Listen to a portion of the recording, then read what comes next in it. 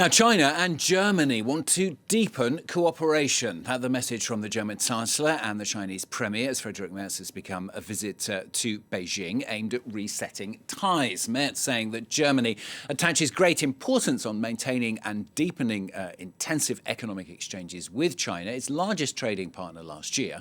He also emphasised the need to ensure fair cooperation and open communication. Well, we're going to cross then to Beijing, talk to our correspondent Jan Camezind Broomby, who joins us from there. Jan, what was the message then, if you like, coming from both sides?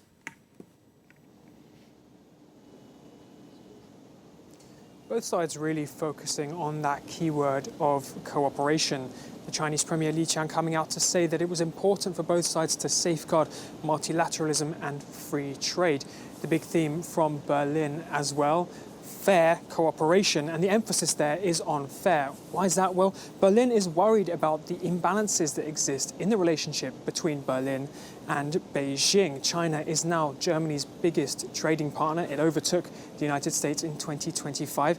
And last year, the number of Chinese goods that were being imported into Germany went up, while the exports from Germany to China went down. That is something that the German authorities are worried about. Merz used the opportunity here in Beijing to call for China to reduce market-distorting subsidies and to consolidate markets where we see overcapacity.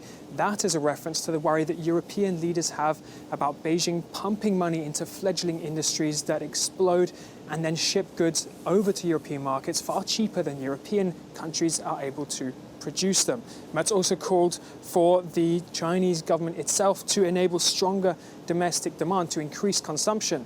That is a goal that the CCP has set itself as well. So the German Chancellor here trying to tread that line between consolidating the relationship between Germany and China, increasing the trade links between the two sides, but also trying tactfully to rebalance that relationship as it exists.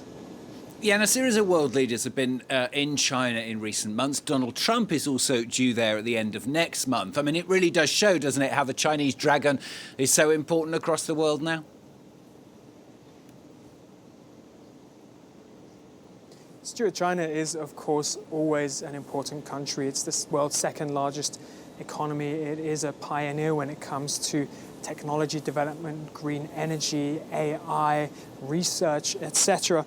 But of course, with the policies that Washington have been enacting towards their Western allies, the Chinese relationship also takes on a bit of a new light. Merz is the latest in a flurry of Western leaders that have made their way here to Beijing in the last few months alone. We've had French leaders, Canadian, British, people from Ireland, South Korea as well, all of them coming here to try and shore up that relationship with the important economic power that is China, as that relationship with Washington and with the Trump administration looks increasingly unstable. This, of course, all ahead of a big meeting that is set to take place at the end of this month between Trump and Xi Jinping here in China itself that we'll be watching closely.